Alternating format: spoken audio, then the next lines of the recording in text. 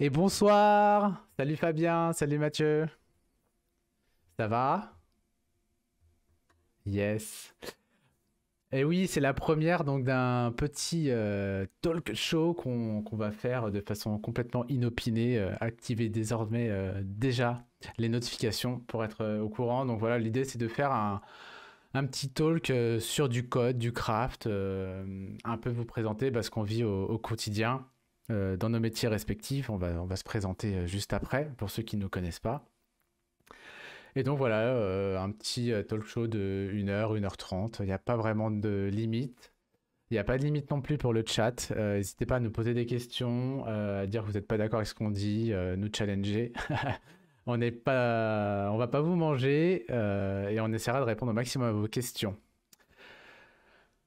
Surtout si vous n'êtes pas d'accord, ouais, carrément. Et bah du coup, Fabien, je propose que tu te présentes avant qu'on commence.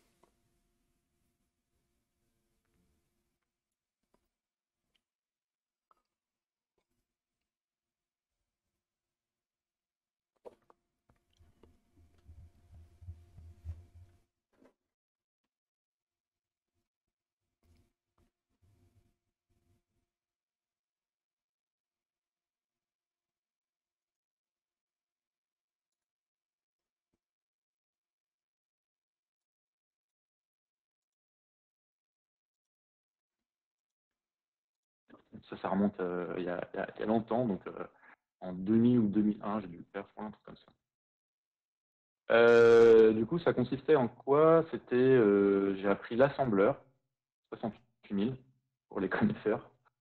Donc c'est quand même intéressant parce que c'est le langage le plus bas niveau, donc c'était rien à voir avec ce que je fais aujourd'hui, parce qu'aujourd'hui je fais du web, mais c'est intéressant parce que j'ai appris l'algorithmie en fait. Donc ça c'était super cool. C'est bien de l'apprendre aussi, mais finalement, dans le monde professionnel, j'en ai jamais refait. T'as jamais fait Notamment. de triabule, ce genre de choses pas eu J'ai l'occasion? fait, non, niveau professionnel, non, pas du tout. Ça, je sais même pas quelle boîte pourrait faire encore de l'assemblage. Mais en tout cas, non, moi, j'en ai jamais fait. J'ai commencé aussi avec le PHP, le HTML, et j'ai fait du C et du C++. Ah, Donc ça c'est bon ça. les trucs assez bas niveau, entre guillemets. Le PHP se rapproche pas mal du C aussi. Ouais. Et finalement, j'ai jamais fait de C, j'ai jamais fait de C++. J'ai fait beaucoup de PHP, une dizaine d'années de PHP. Et je fais toujours du HTML puisque principalement, j'ai toujours fait du web. C'est pas grave. Euh, On fait tous des non, c'est erreurs, bien hein. aussi, hein. C'est bien aussi, hein. Il en faut, hein. C'est vrai. Il y en a partout de toute façon. Et non, ce que j'en retiens de ça, moi, de ces 2 années de BTS, c'est que c'est surtout l'algorithmie en fait. Moi, à l'époque, je faisais de l'algorithmie sur papier. En fait, je rendais mes copies Ah ouais, je qu'on me pouvait rappelle, je faisais ça télécharger aussi. et j'écrivais en français et je faisais si machin, Ouais, je me rappelle, je faisais tant, ça tant aussi. que c'était une autre époque. Je ne sais pas si aujourd'hui ça se fait encore. Je sais C'était pas. méga chiant, mais surtout les tabulations, c'était une horreur hein, parce que du coup, fait que tu tabules toi-même C'est ça. avec ton stylo, quoi. Tu vois. Tu peux pas reformater avec ton stylo automatiquement. C'est chiant en fait.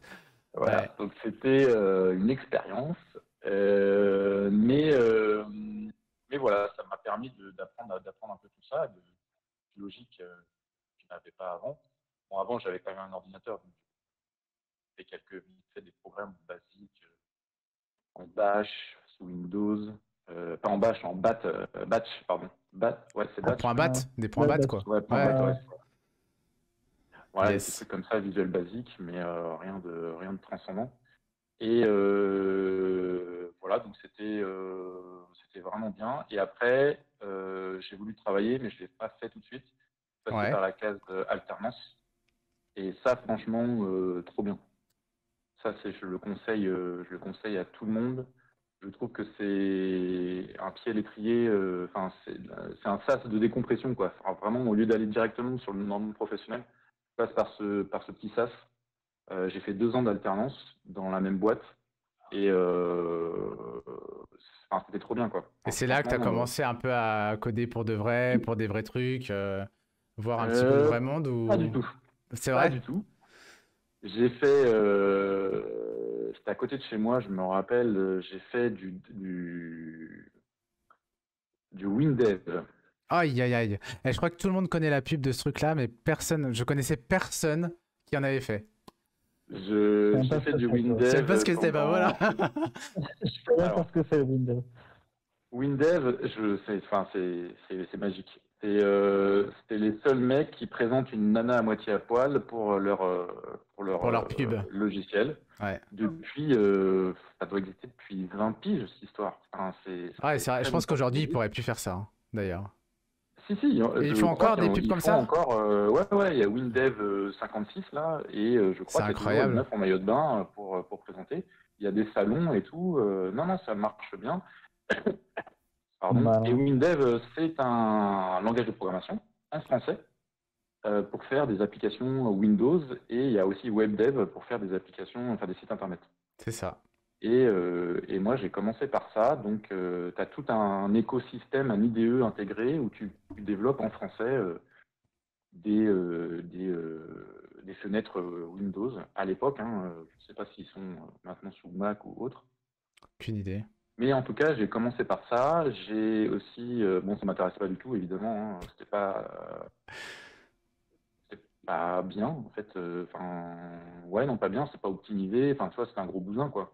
Bah, c'était pas bien. Moi, j'aimais pas, mais en vrai, ça marchait bien parce que ça existe encore aujourd'hui. Donc, il y a des grosses sociétés, je pense, qui utilisent ça, et sans avoir de grosses connaissances de dev, je pense que tu peux faire des trucs, des gros trucs, des gros logiciels pour ton entreprise. Mais bon, c'est Carrément. pas vraiment ce que je voulais faire à terme.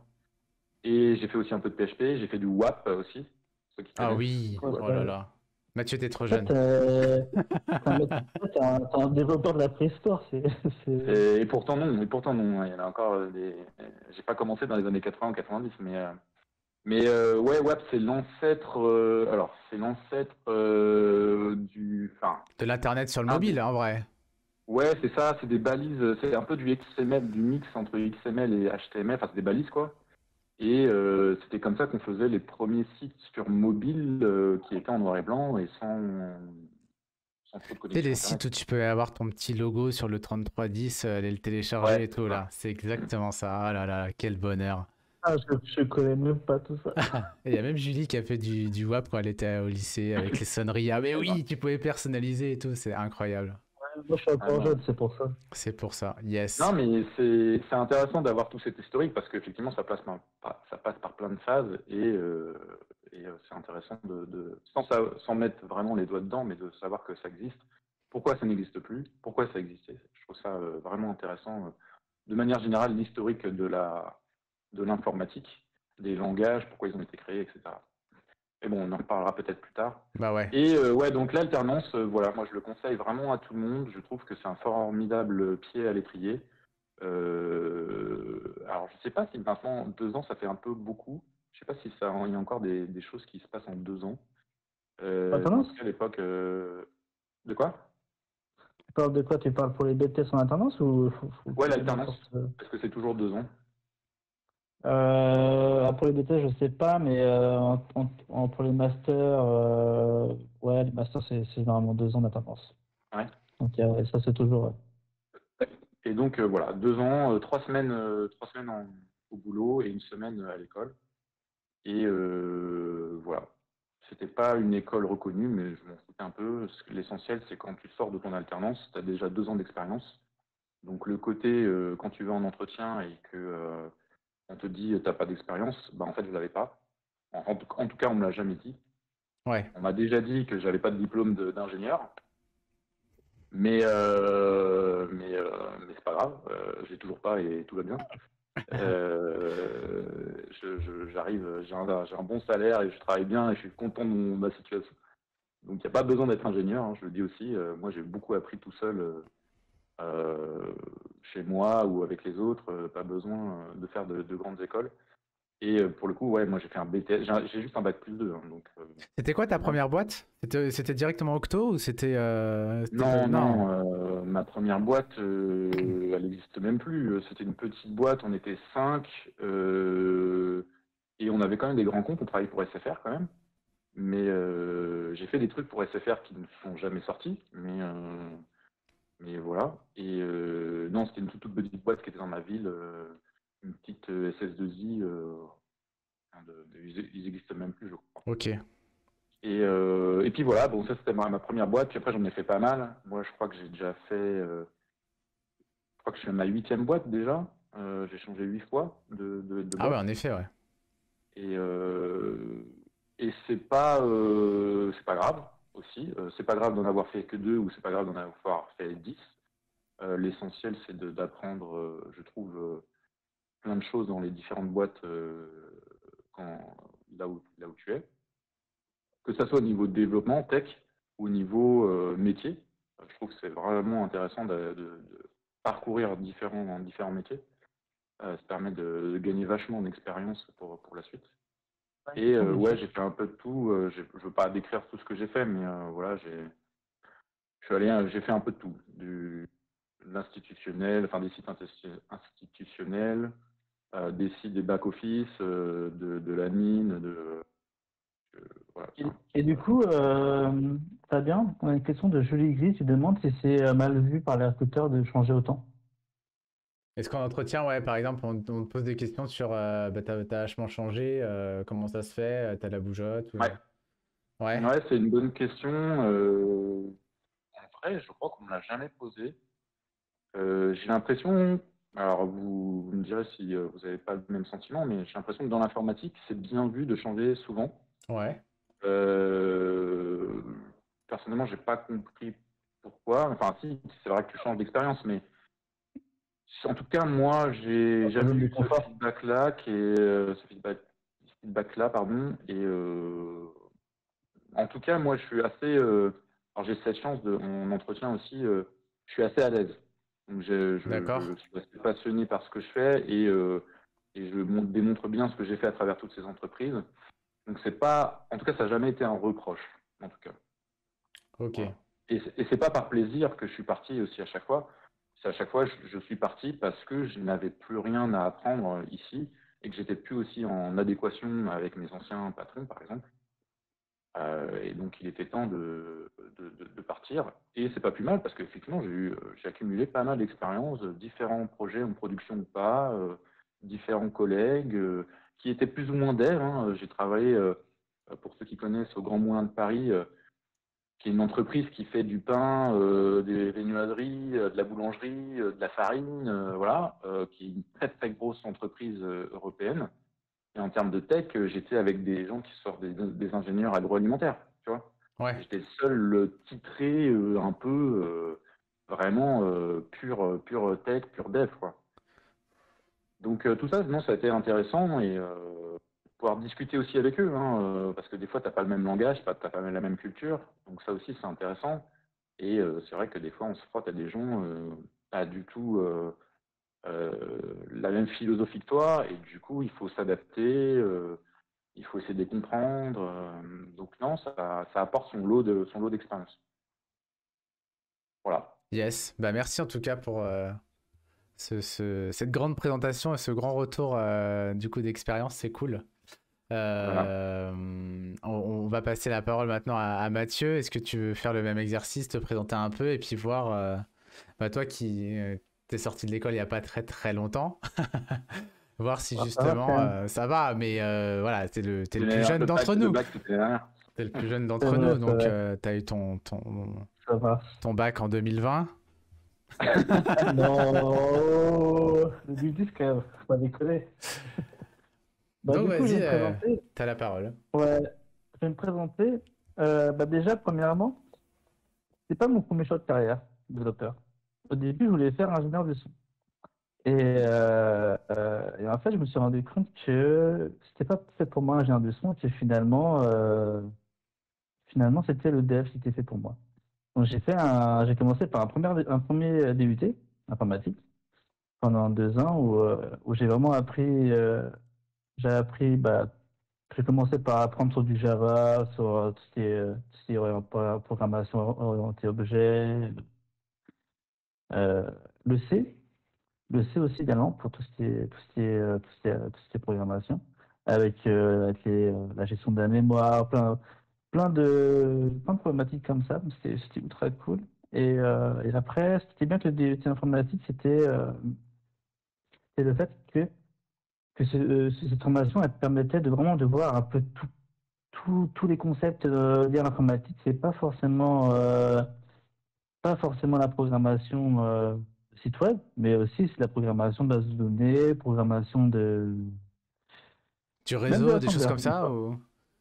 Du réseau aussi, ouais, on a fait Ouais, aussi du réseau. quel enfer ça. Et j'ai même fait de l'assembleur, comme disait Fabien, on fait encore de C'est vrai, l'assembleur vous faites à toujours d'assembleur, l'université. cool. Ouais, j'avais des salles notes, mais on faisait quand même de l'assembleur.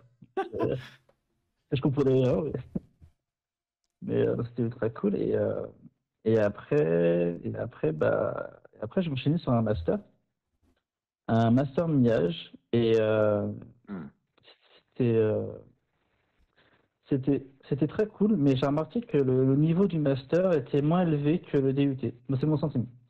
C'est que j'ai l'impression que le DUT était beaucoup plus dur que le master, et que finalement, le master, c'était plus de la consolidation au niveau des concepts qu'on apprenait, et c'était plus aussi orienté un peu entreprise et orienté agilité. Donc, c'est là où on commençait à apprendre un peu comment fonctionne l'agile, comment fonctionnent les entreprises, et c'était ultra cool.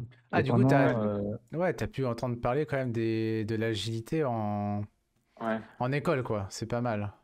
Et du coup, là, Ouais. réaction à chaud, par rapport à ce que tu as vu à l'école, justement, sur ces méthodes agiles, là, est-ce que tu as pu te retrouver un peu dans les projets que tu as pu faire qui sont en agile? Est-ce que tu as retrouvé des choses ou pas par rapport à ce que tu as vu en école?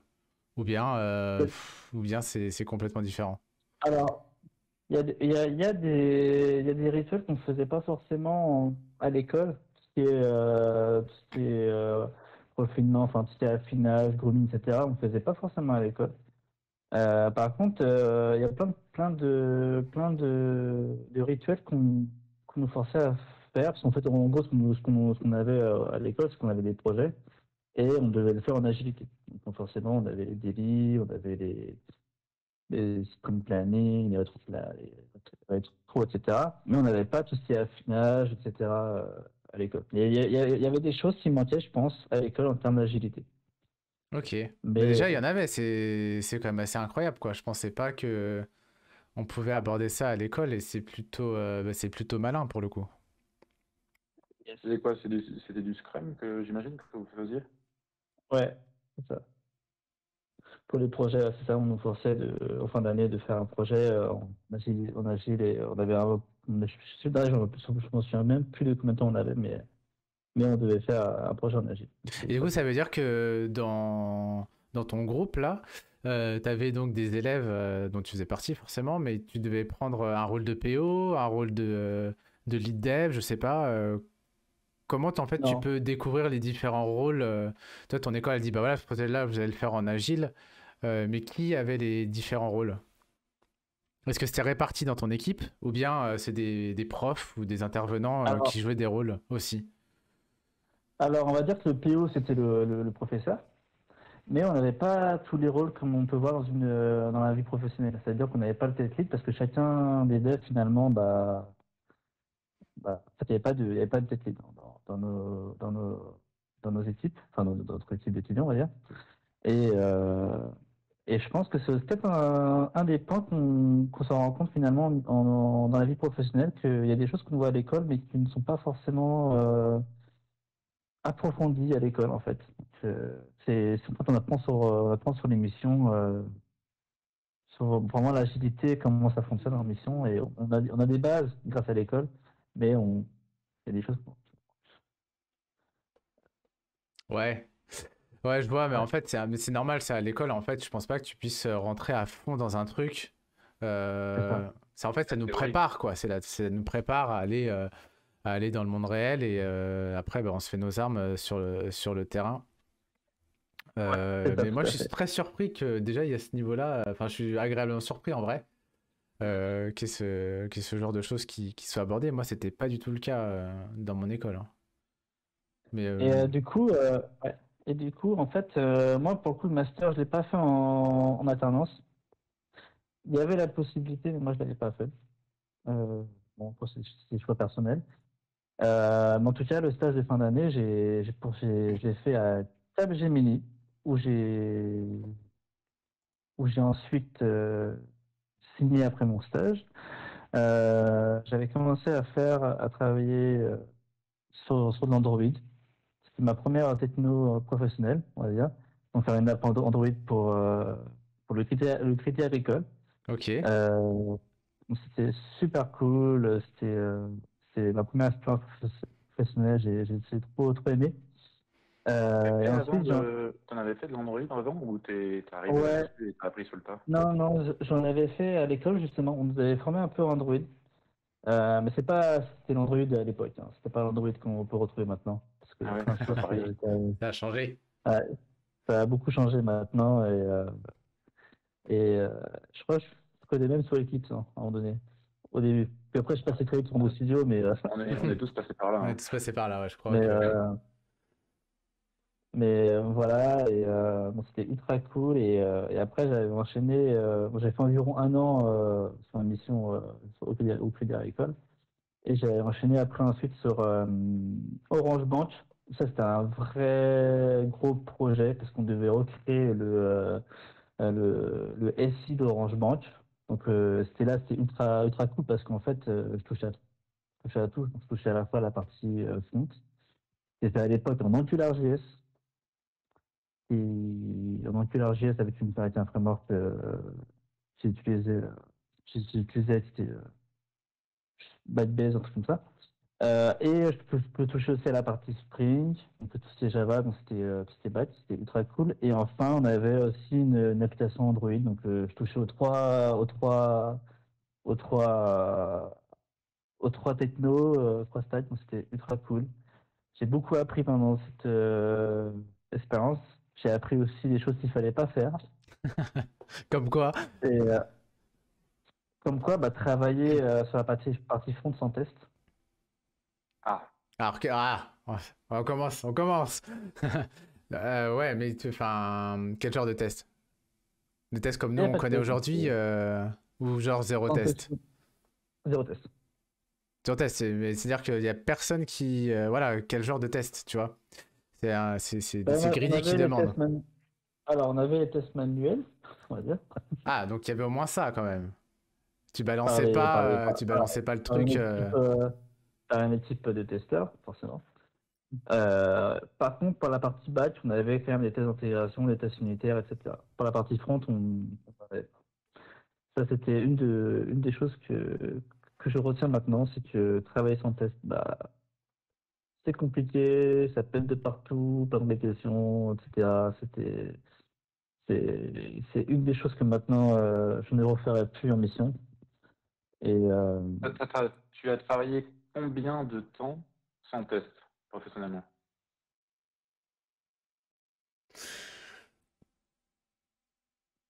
Oh le non, blanc. parce que sur la partie alors, Beaucoup C'est trop long. longtemps. C'est long.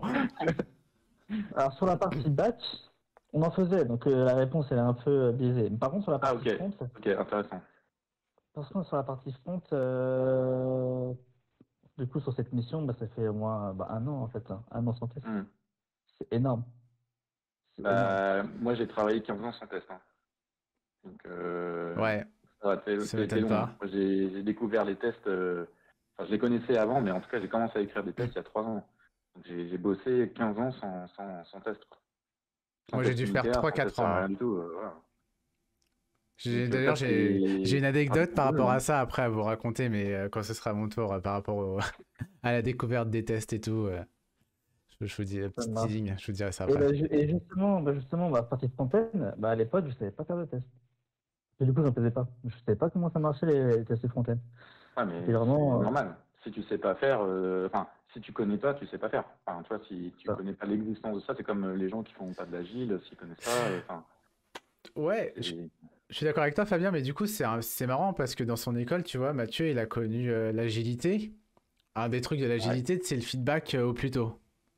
Donc Ouais, en c'est fait, vrai. tu Ouais. vois, dans les cours de dev, ou je sais pas trop comment ça se passait pour ton truc, tu vois, ils auraient pu introduire cette notion de feedback rapide en disant, bah voilà, une fois que c'est entre les mains du PO, Pourtant, c'est un peu tard, quoi. ouais, et pourtant, à l'école, on nous apprend à faire des tests, hein. C'est juste que là, pour le coup, T'as sur la zappé après partie. alors? Non, non, sur la partie Angular, je ne savais pas en faire. Angular JS, je ne savais pas en faire. Ouais, puis du coup, la flemme de creuser, quoi. Mais en Ouais, vrai, personne n'en fait, donc, blague à part, même si tu en avais fait, enfin, je comprends aussi le côté, t'en fais pas de façon professionnelle, des tests. Moi, j'avais fait pas mal de conférences sur les tests. Je me disais, ouais, c'est trop bien les tests, etc. Et en fait, quand j'essayais d'en faire, mon patron ou mon PO, il me disait, non, non, mais le client, il va pas payer pour ça. En fait, sur la facturation, le contrat, il n'y a pas une ligne où il y a marqué test, etc. Donc en fait, on n'avait pas le budget, le temps. Enfin, j'aurais pu prendre le temps, hein, pour le coup. Mais en vrai, il y a beaucoup de clients ou de même les patrons qui ne veulent pas perdre du temps, entre guillemets, alors c'est quand même un gain de temps, au final, pour faire ça. Voire même donner le temps à ces devs d'apprendre à faire du TDD ou juste écrire des tests, quoi. Moi, Donc ça, c'est j'ai intéressant. déjà eu ce que tu dis sur la ligne de facturation, c'était marqué 3 jours hommes plus test unitaire, tu vois. Mmh. Et en fait, les tests unitaires, c'était quoi? C'était je démarre l'application, je teste si ça marche. Ah ouais, c'est ok. Et je ça. me suis dit, mais what? Qu'est-ce que c'est que ce truc? Et ouais, donc, mais comme tu dis, en fait, bah non, on n'a pas le temps. Ouais, ça Ça prend trop de c'est un temps. critère. C'est bon, on a vu que ça marchait. Puis après, tu reviens une semaine après, tu fais, c'est pété. Et là, tu C'est luttes. Il y a, ça. il y a beaucoup de choses comme ça où tu peux pas faire. Je peux parler aussi de l'accessibilité, hein, en front. C'est pas quelque chose que le client veut. Enfin, il veut un truc qui fonctionne pour la plupart des gens, pas tous les gens, et parce qu'il y a un problème de budget. Mais ça va au-delà de l'informatique, hein. Dans la vie de tous les jours, l'accessibilité aux gens qui ont un handicap, c'est pareil. On y pense loin après, quoi. On peut pas Ouais, utiliser d'argent pour ça, malheureusement, quoi, tu vois. Ça fait partie de notre société, malheureusement. et oui. Ouais, donc je vais peut-être poursuivre un peu après l'explication. Donc après, voilà, je suis parti de cette mission. C'était une très belle mission que j'ai vraiment. Bah, j'ai beaucoup appris, en fait. C'était incroyable.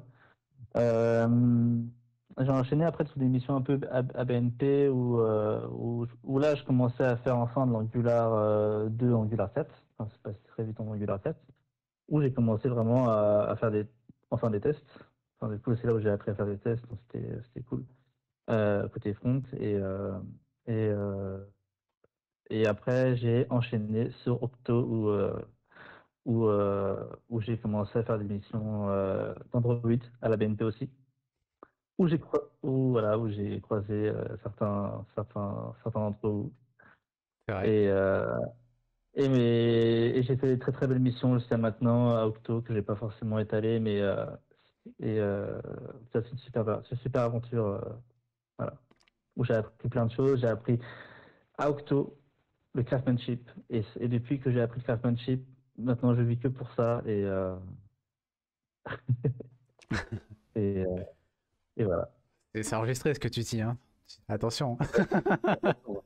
Bah, les rushs. Voilà. Vous pouvez clipper cette Euh, phrase, s'il vous plaît, ça pourra servir ultérieurement. Ah oui, c'est vrai qu'on peut Eh clipper. oui, on peut clipper. J'ai ouais, oublié du tout. alors si je continue cette phrase, je vais avoir des soucis. Ok, bah Il merci.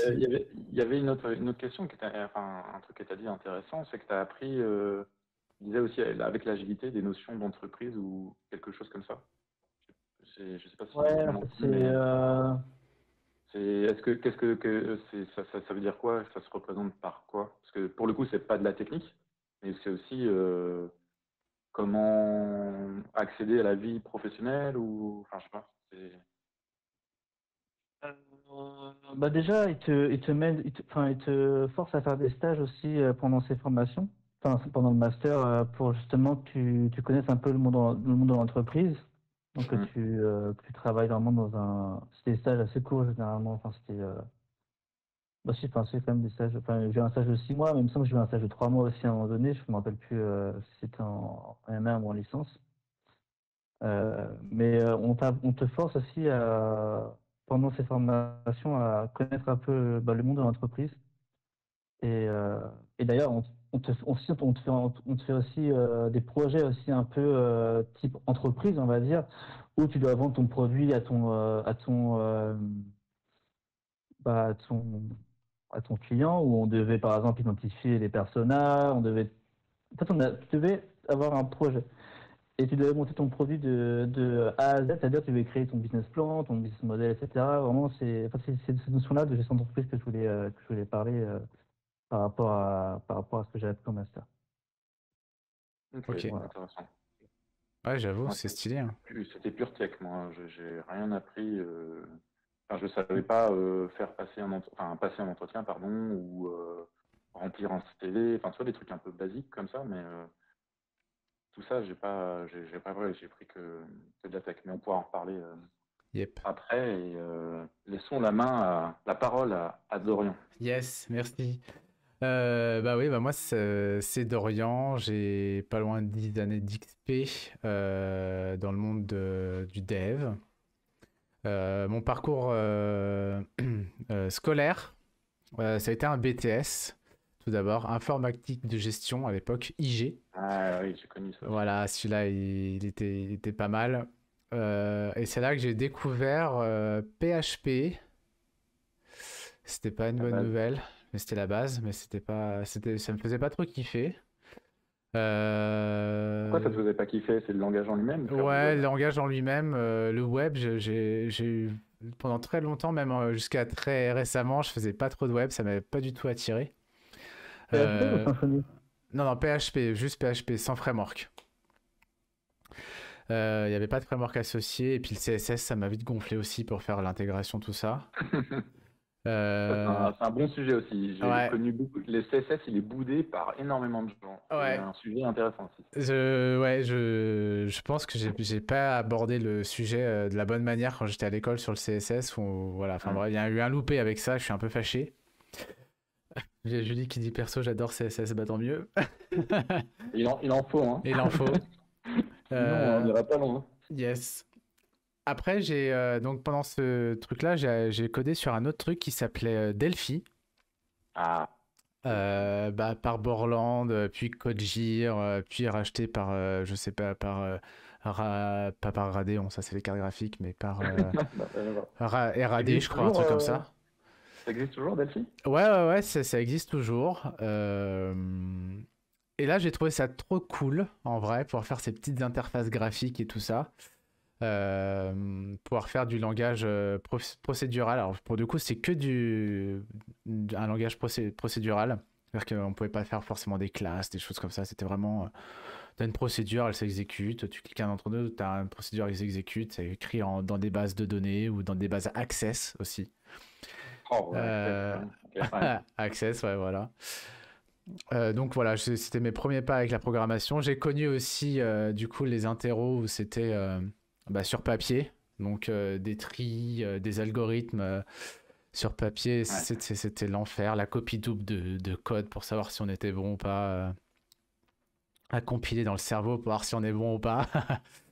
Je pense que tout le monde a Euh, écouté ça. voilà, j'ai fait des MLD aussi à l'époque. Je pense que plus personne fait ça, ou peut-être je sais pas, des gens qui travaillent dans les Ouais. bases de données. C'est des modèles logiques de données, c'est pour bien structurer tes données. Et souvent derrière, c'est pour bâtir une base de données. UML, Voilà. non? C'était pas de l'UML, c'était pas encore de l'UML, c'était le MLD. C'était des petites boîtes, mais c'était pas UML. J'ai un vieux souvenir de ça. On avait aussi un decode données. Ça ressemblait à un vieux tableur Excel où il y avait. En fait, quand tu prends une base de données, tu sais, t'as toutes les informations sur un champ, le type, la longueur, machin. Donc on devait faire tout ça. Bref, c'était rigolo. Donc on faisait vraiment de l'informatique de gestion, un peu comme on fait aujourd'hui finalement. En fait, dans l'informatique de gestion, on a des données qu'on va chercher puis on les présente. Donc moi, je suis arrivé vite fait, très vite, pardon, là-dedans. Et à la fin de mon BTS, je savais pas si je devais m'arrêter là ou si je devais continuer. Et mon prof, je suis allé consulter mon prof et mon entourage qui me disait, mais si, vas-y, let's go, tente une école d'ingé. Du coup, je suis allé faire l'EPSI à Arras. C'est une école privée des sciences informatiques. qui avait sa propre prépa intégrée. Alors c'est une fausse prépa, mais c'est juste que ça te prépare à avoir un BTS. Donc il prépare les gens là-bas avec un niveau BTS++. Tu connais ça, le MLD, Red Zahir, yes. Et du coup, j'en étais... oui, voilà, j'arrive à l'EPSI, et moi, j'avais pas fait ces 2 années de prépa, là, et au début, j'étais un peu largué, parce que les mecs, pendant la prépa, ils avaient fait du C++, du C, du Java et tout, et moi, je découvrais ça. Donc là, j'ai pris dans les dents C++, Java, .NET, et eux étaient déjà préparés, et là, j'ai dû un petit peu galérer, un peu bûcher pour rattraper un peu ce retard. Mais c'était cool parce que je voyais d'autres langages. J'aimais pas Java, mais je pense que Eclipse y était pour beaucoup. Parce que je trouvais l'IDE abominable à côté de Visual Studio, sur lequel on bossait pour nos projets .NET. Et là, bah, franchement, c'était cool. Et j'ai pas eu vraiment d'expérience où j'ai mis des choses en prod dans les stages. C'est plus à la fin de mon stage ingénieur où là j'ai bossé vraiment avec des clients en .NET sur du WPF. Et là c'était un peu horrible. J'ai vraiment mal vécu ce stage. Je me suis dit, ah ça y est, la programmation c'est pas pour moi. Ça va pas le faire. Je vais être chef de projet parce que je sais pas, le but ultime à cette époque c'était être chef de projet. J'ai l'impression que la tendance s'inverse un peu. Et je me suis dit, ah, je vais être plutôt chef de projet, gérer un peu le projet, les équipes et tout ça, ça m'intéresse aussi. Et puis finalement, le stage se termine. Comment? Surtout que chef de projet, ça n'existe plus trop. Ouais, ça n'existe plus maintenant, ouais, c'est vrai. Ce serait un peu un Scrum Master, tu vois, maintenant, ou quelque chose comme ça, tu vois. Donc mon stage de fin d'études se termine, on se dit merci, au revoir avec la société, et je suis embauché dans une société de service, et je fais mes armes. Donc c'était aussi sur du WPF. Je travaillais pour Carrefour à l'époque. Et c'est là qu'on vendait tests unitaires, machin. J'arrive sur ce projet, je suis rapidement catapulté tech lead. On pourra en reparler ce que c'est que le rôle de tech lead. Mais bon, je suis jeune, tech lead, bon, ok. Ah ouais. Parce que j'étais le plus au bout de, je sais pas, 2 semaines, 3 semaines, très rapidement, parce que j'étais le plus expérimenté en fait sur .NET. D'accord. Ah oui. Et let's go, on me dit bah voilà, on a commencé à faire ça, tu peux prendre le lead là-dessus. Je fais ouais, ok, c'était sympa, c'était sur des bornes interactives et tout en magasin, donc c'était super chouette, tu vois. Et on fait le produit. Puis à un moment donné, les emmerdes arrivent, forcément. C'était un truc relativement complexe avec plusieurs programmes qui s'exécutent en même temps, qui peuvent avoir des concurrences sur les programmes entre eux parce qu'ils accèdent à la même donnée, etc. Et là, c'est là l'anecdote où je voulais en venir sur la qualité. Donc, on prenait pas le temps de faire des tests unitaires, tests d'intégration, etc. En tout cas, côté front, côté back, je sais pas, je me rappelle plus. Et on recrute quelqu'un bien plus expérimenté que moi. Je fais c'est trop bien. Je vais laisser ma place de tech lead. Vas-y, assis-toi. Je vais redescendre d'un cran, ça me dérange absolument pas. Et le mec dit bah écoute, c'est normal que ça marche pas. On va commencer à faire un peu d'abstraction. On va redécouper le code, on va essayer de bien comprendre ce qui se passe et tout. Je fais mais en fait c'est trop bien. Pourquoi on faisait pas ça avant? Même avec les personnes expérimentées qui passaient sur le projet, tu vois, jamais on a pris le temps de faire ça. Et donc lui, il avait sa période d'essai, là, les 3 mois. Le projet se passe plutôt bien, ça avance. On vient me voir, on me fait écoute Dorian, qu'est-ce que tu penses donc de cette recrue? Je fais bah c'est cool, franchement, on y met un peu de qualité dans le projet, on restructure. La première fois que j'entendais parler de mock, tu vois, il fait mais ça on pourrait le moquer le comportement. J'ai dit qu'est-ce que c'est qu'un mock? C'est quoi? Qu'est-ce que c'est que tu te moques de moi? Qu'est-ce qui se passe? Et je dis bah voilà, ouais, il est cool, j'ai vachement appris avec lui pendant sa période d'essai, plus que ce qui s'est écoulé jusqu'ici, quoi, qui était bien plus long. Et donc là, ils prennent mon feedback et tout. Le week-end se passe, je reviens le lundi matin, mardi matin, un truc comme ça. C'est bien déjà qu'il t'ait demandé, ça. Déjà. C'est bien. Déjà bien. Et là, j'apprends, bah écoute, on va pas le garder. C'était sûr. Parce qu'il livre pas assez rapidement. Je fais... Ouais, bah ouais. Il livre pas rapidement, mais en même temps, il y a 0 bug derrière, tu vois. Ouais, alors que nous, on s'arrache pour livrer, et puis tu peux être sûr qu'on pouvait créer 2-3 bugs dans la foulée, parce que voilà, on avait testé en surface que ça marchait, mais avec la combinaison de A plus B plus C, ça faisait que ça pétait, quoi. Bien sûr. Et là, j'ai été dégoûté, et je pense que je suis pas resté très longtemps après. Et je suis parti rapidement chez Mythic après. Et c'est là que j'ai rencontré des Octos. D'accord. Et c'est là que j'ai commencé à mettre en place vraiment des tests à fond. J'en avais fait avant, mais pas forcément en prod, parce que ça m'intéressait de voir comment cette personne-là, avant qu'il s'est fait virer, pensait dans sa tête. Et justement, son but, c'était de mettre des tests sur nos projets. Je trouvais ça cool. Donc voilà, Mythic ensuite. Et puis Mythic, il y a eu un truc où j'ai été victime d'un plan social.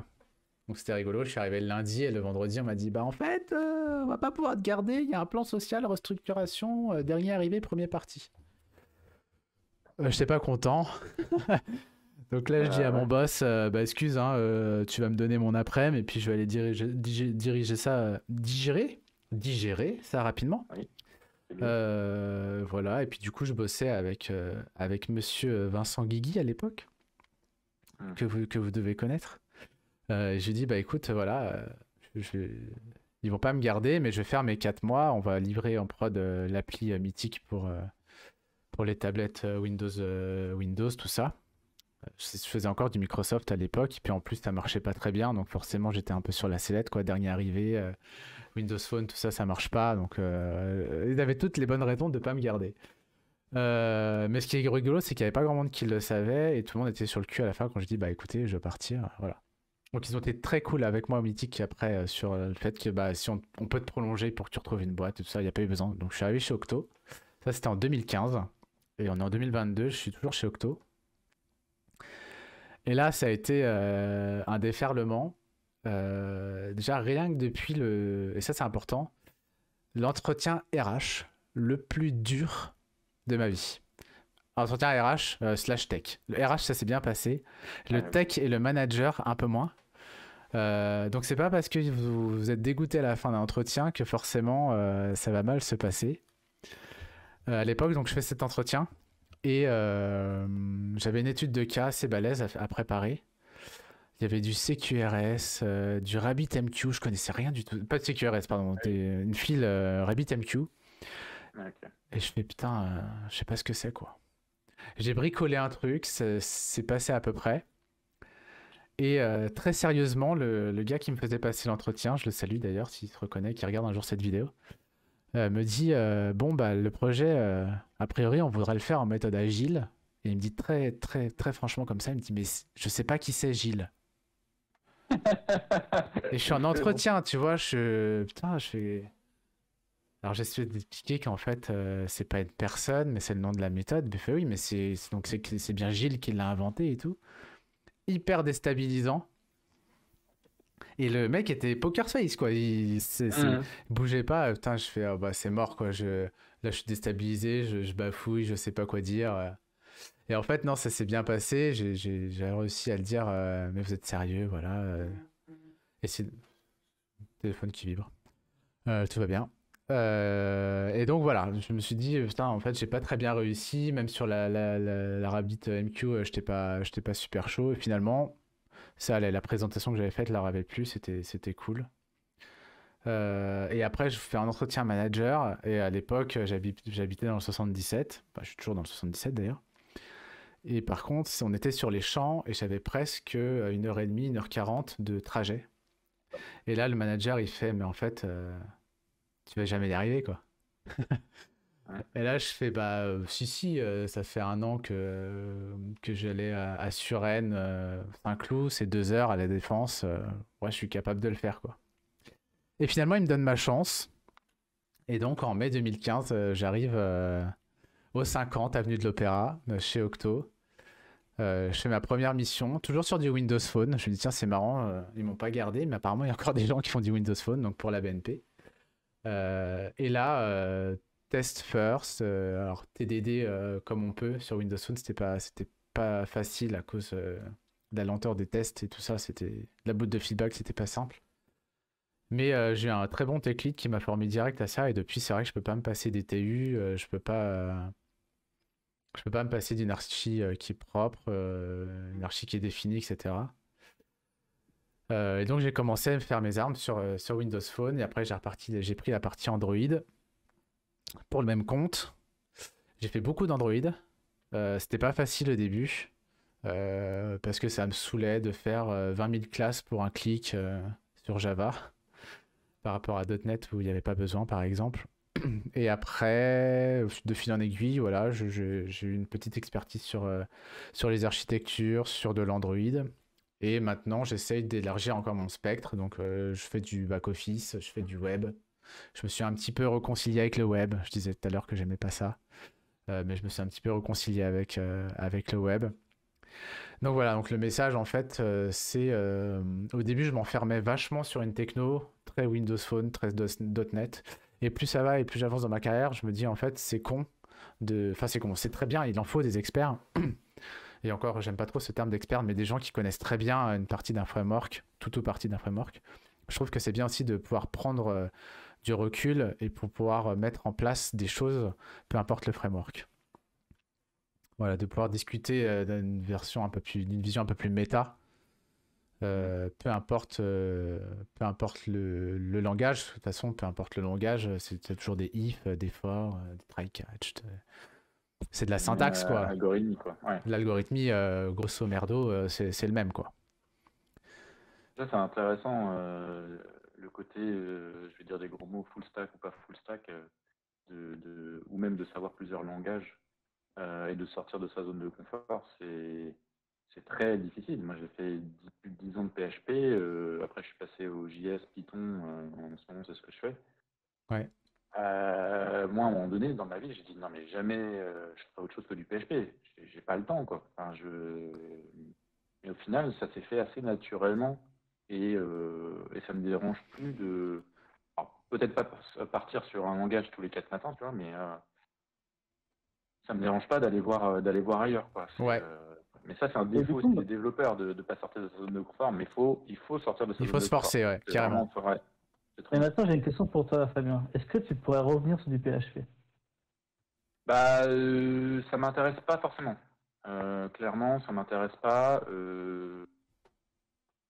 S'il faut en faire, j'en ferai. Mais à vrai dire, je pense que c'est le côté. En fait, je faisais pas du PHP, je faisais du Drupal. Donc Drupal, c'est un CMS de PHP. Un peu comme comment il s'appelle le plus connu des CMS là Ah oui, merde, WordPress. De quoi? WordPress ou Joomla? WordPress, ouais. Merci. Donc en fait, je ne faisais pas vraiment du PHP, tu vois, j'étais une couche au-dessus et je pense que c'est ça qui m'a gavé, mais c'est même sûr. Et moi, j'ai voulu repartir à un truc un peu plus bas niveau. Par contre, si on me proposait potentiellement du Symfony, parce que je pense que c'est un bon framework, PHP. Je connais pas du tout Laravel, mais j'imagine que c'est bien aussi. Why not? Parce que c'est un truc, tu vois, beaucoup plus bas et je trouve plus intéressant parce que tu peux déjà faire de la cleanarchy, enfin tu peux faire plein de trucs.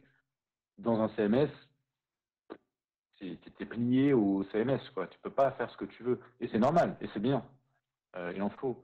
Mais c'est plus du tout ça qui m'intéresse. C'est du WordPress encore moins. Faire des modules WordPress. Oui, voilà.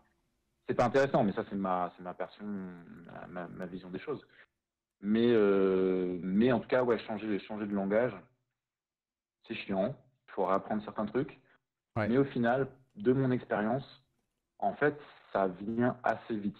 En quelques mois, 3 mois, disons, tu t'en fais tous les jours, t'es à l'aise, quoi. Enfin, après, il y a le truc contraire, tu vois, parce que dans ces 3 mois, tu vas être à l'aise, comme tu dis, puis après, tu vas retourner sur un autre langage que tu aurais pu connaître. Et je sais que moi, ça me le fait. Là, en ce moment, je fais pas mal de TypeScript, de ce genre de choses. Et puis, j'ai refait une application qu'on verra dans quelques minutes, je pense, sur Android, où j'ai dû me remettre à Kotlin. Et des fois, je buguais, quoi. Je me disais, merde. Encore Kotlin, ça va encore. Mais tu vois, si je devais revenir, je sais pas, du PHP ou du chose comme ça, je sais que je vais bugger. Alors que je l'ai connu, tu vois, le langage, la syntaxe. Et je trouve que c'est C'est un peu comme, tu vois, comme la course à pied ou quoi, tu t'arrêtes trop longtemps, bah, au début voilà, tu vas à des courbatures, ça va être un peu galère, mais il va falloir reprendre un peu l'habitude et s'entraîner, voilà, pratiquer vachement. Je trouve que c'est un peu le travers de notre job quand on change de langage comme ça. Je trouve qu'il y a toujours une adaptation, on n'est pas ready tout de Oui. suite, et c'est un peu frustrant parfois ça. Il y a des habitudes à reprendre, oui, c'est sûr. Ouais, ok. Il y a un dernier élément que je voulais partager sur le Rex par rapport à mon école, qui existe toujours et qui est vachement bien. C'est que dans mon école, en fait, le but c'était d'apprendre à apprendre. C'est-à-dire qu'ils nous donnaient un panel d'outils. Et après, en gros, c'était, bah voilà, vous avez ce projet-là à faire, on vous a donné tout ça comme outil, débrouillez-vous. Et ça, je trouvais ça vachement bien, parce qu'on était un peu confrontés à nous-mêmes. On avait en effet des business models, ça j'ai connu à faire, enfin des business plans à faire. Des business models, on avait une app à faire, on la faisait mal. Le prof l'a dézingué en 2 secondes en rentrant bien des trucs tout pourris dans les champs formulaires parce qu'on n'avait pas pensé que l'utilisateur fallait le guider un petit peu et mettre des mécanismes qui checkent les valeurs, tout ça, tout ça. Donc il y avait ces notions de test déjà à l'époque, test au moins de surface quoi, C'est de la recette, quoi. de la recette exactement. Mais pas, voilà, ils nous ont jamais dit, bah voilà, en fait, vous auriez pu avoir du feedback en avance sur les tests. Et d'ailleurs, moi, je Mm. crois que quand j'étais prof, c'était obligatoire.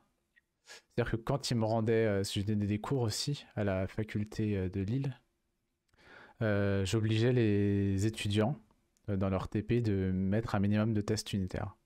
Mm. Donc ça, voilà, c'était déjà pas mal. À la fin, j'y suis allé progressivement.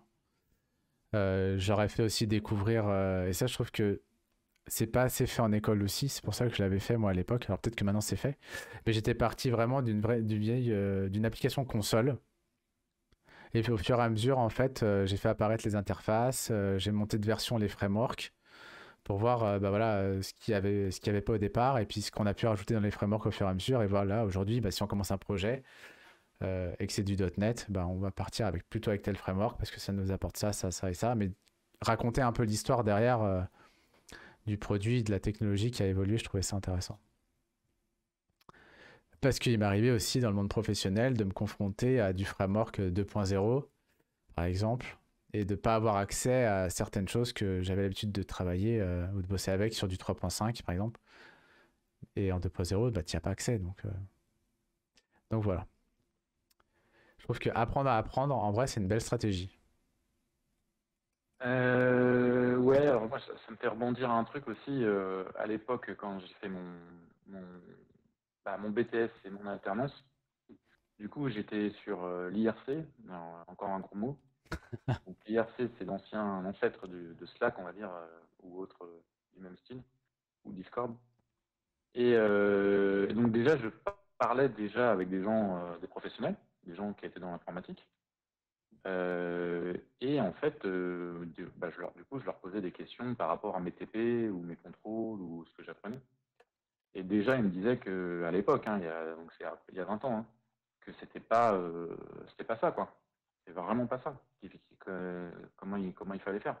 Ouais, Il y avait vraiment un décalage déjà. Alors, pas énorme hein, non plus, mais il y avait pas mal de critiques ouais, sur ce que je pouvais montrer. Et je rebondis sur ce que tu disais, mais c'est plus facile d'apprendre que de désapprendre. Désapprendre, c'est super ah difficile. oui, bien sûr, ouais. Donc, du coup, ce que tu apprends à l'école, qui est normalement, on pourrait dire, mais c'est pas toujours vrai, la source de vérité, bah, quand tu arrives dans le milieu professionnel, tu peux te prendre une claque en disant, mais attends, mais c'est pas du tout ça ce que j'ai appris à l'école. Et à contrario, tu peux dire, ouais, à l'école, j'ai appris à faire des tests unitaires, et dans mon professionnel, on dit, non, non, mais il faut pas en faire.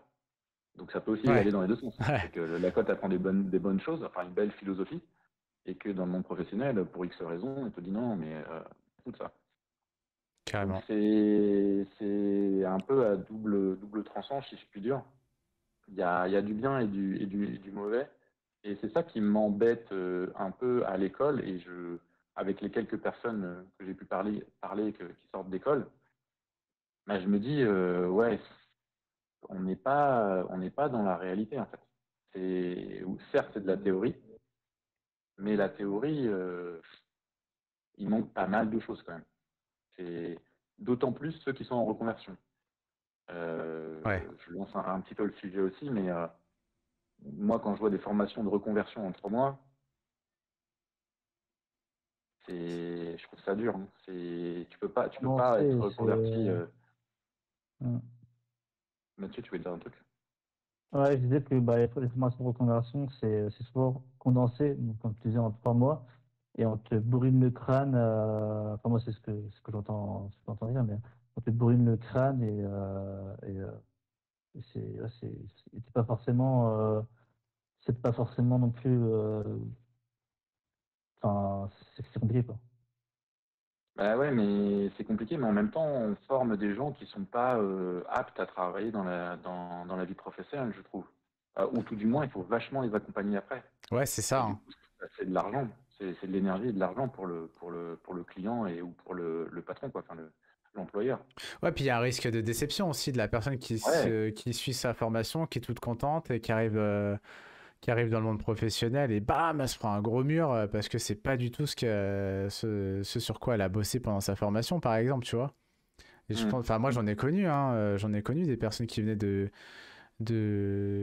ouais, tu dis, Julie, en même temps, chaque entreprise est différente, je suis d'accord, mais moi j'ai bossé avec des personnes qui étaient issues de reconversion. Il y en a avec qui ça s'est très bien passé. Et il y en a d'autres, l'accompagnement, il était énorme, quoi. Ouais, tout à fait. Mm.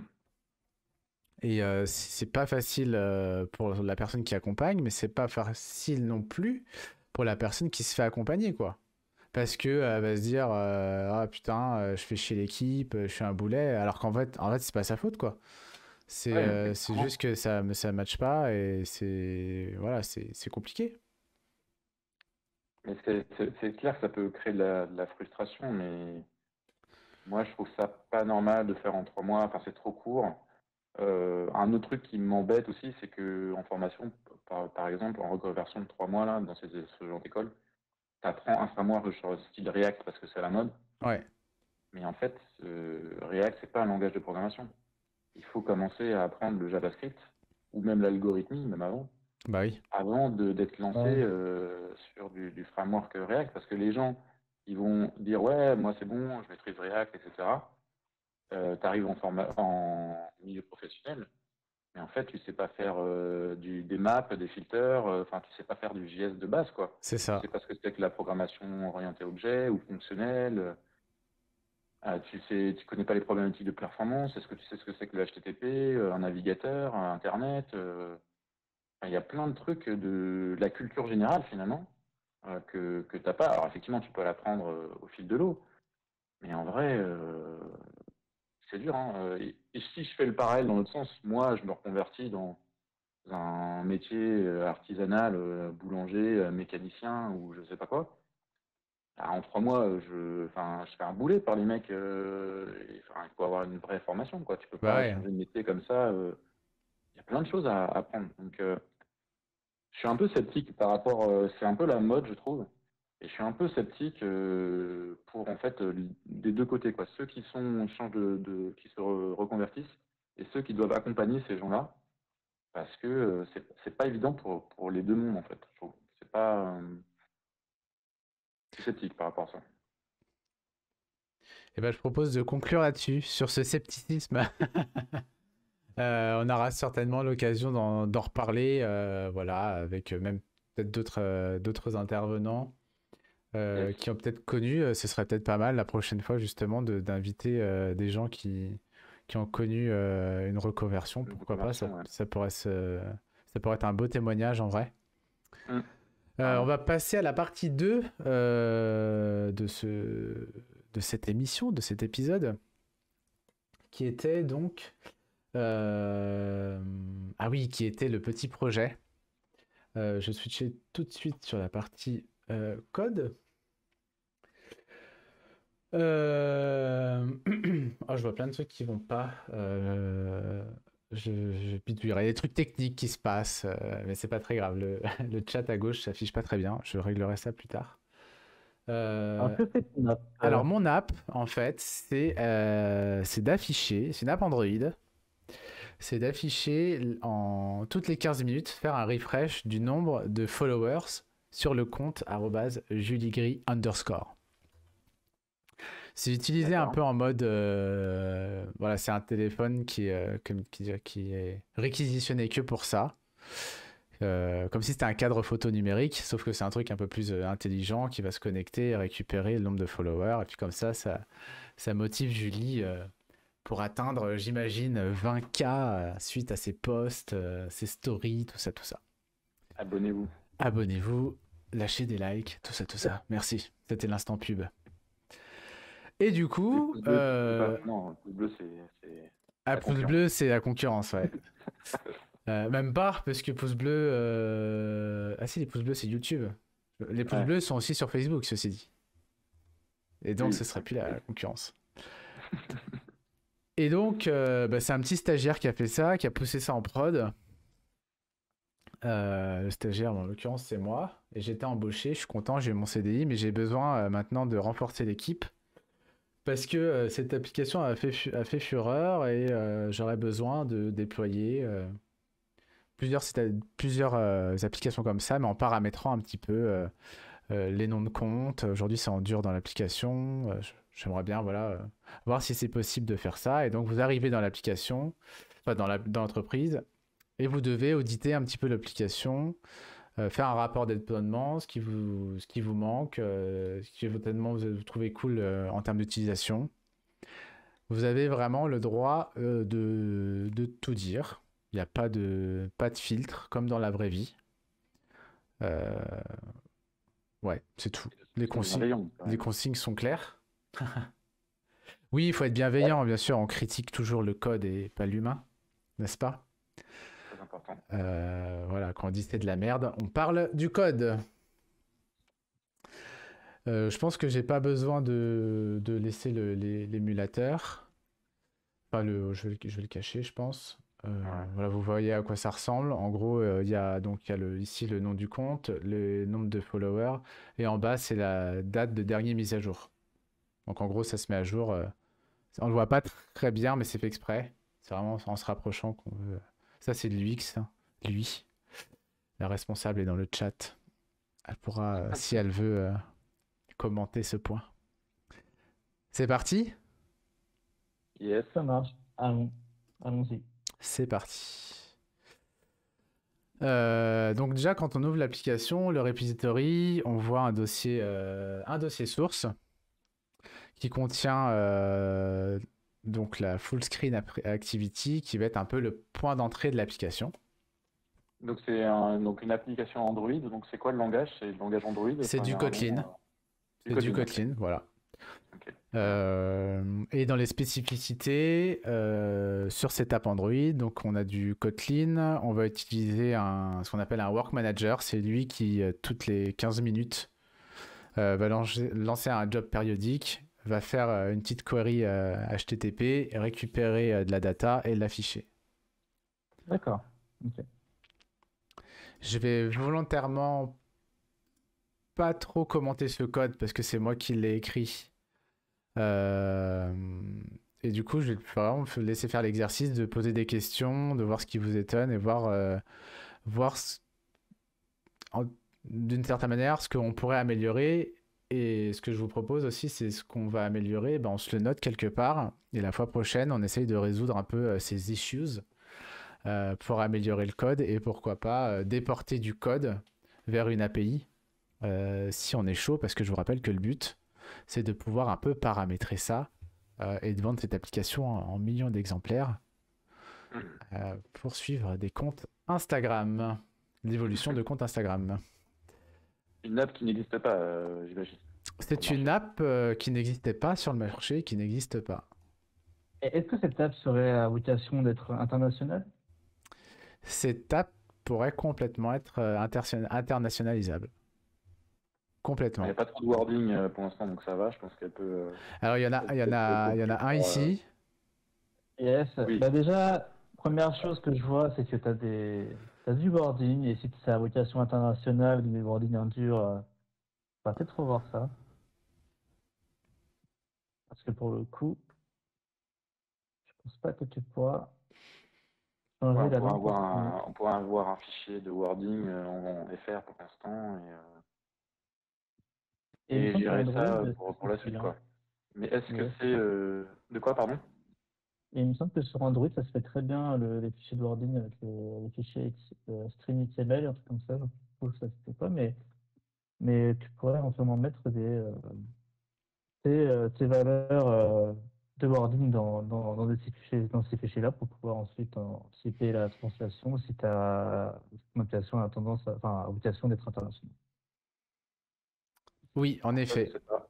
C'est sûr, il y a ce qu'il faut sur Android pour gérer l'internationalisation de façon assez bien. Julie demande si c'est possible de gérer les wordings directement vers Google Translate. Non. La réponse est non. Non, j'ai même pas envie de chercher comment on pourrait faire ça.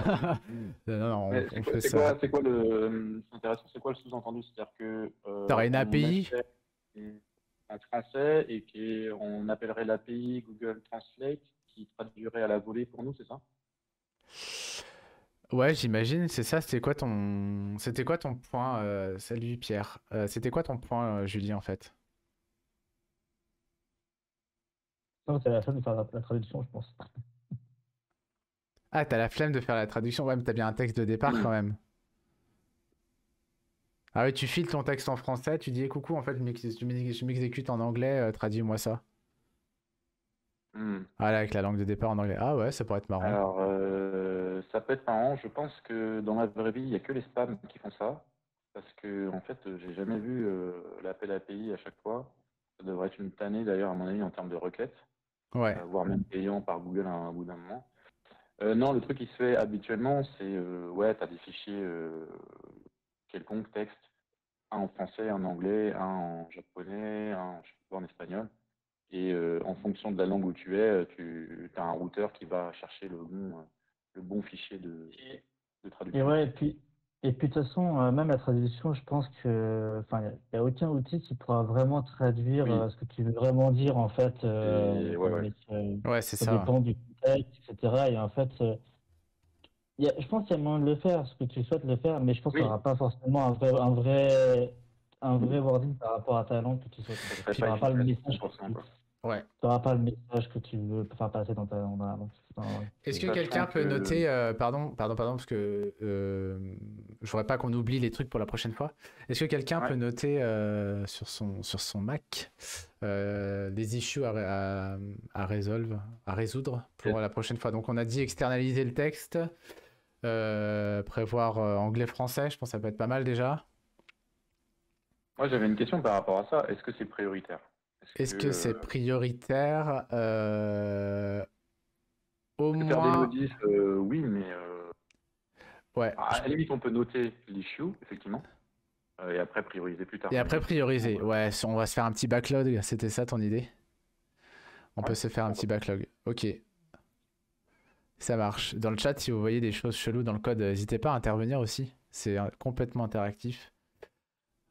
Est-ce que vous voyez d'autres choses sur cette... Vous voulez que je navigue dans du code? Dites-moi. Et- donc du coup là, l'application, donc ça fait le back et le front, j'imagine, Ouais, en alors je même peux te temps, c'est montrer. ça? Je vais prendre un... Parce que moi j'y connais rien en Android, j'en ai jamais fait. Enfin en mobile, je ne connais rien, donc c'est d'autant plus intéressant parce que Yes. je devrais pouvoir m'en sortir quand même. Ouais. Mais j'imagine qu'il n'y a pas de HTML. Enfin, en Android, tu fais du HTML quand même ou... Tu fais du XML. Alors maintenant, on pourrait D'accord. faire autre chose. Il y a un framework qui s'appelle Compose. On pourrait tout faire en code. Je ne l'ai pas fait. Ça pourrait être rigolo de migrer vers Compose. Mais voilà, en fait, aujourd'hui, c'est des fichiers XML. Donc là, c'est le manifeste de l'application. Et en effet, si je fais la full screen activity, je vais le mettre plutôt en code ici. Voilà, donc j'ai la description. C'est vraiment la description d'interface. Là, D'accord. là aussi, il y aurait des choses à dire. Il y a des petits warnings, des choses comme ça. Donc ça, c'est ton Euh, template, en fait. ouais, voilà. Et il peut, regarde, par exemple ici, c'est pareil, c'est un template, on peut dire ça. Le but de l'app, Rémi, c'est de... Est-ce qu'on peut le revoir? Je sais pas si on peut le revoir là.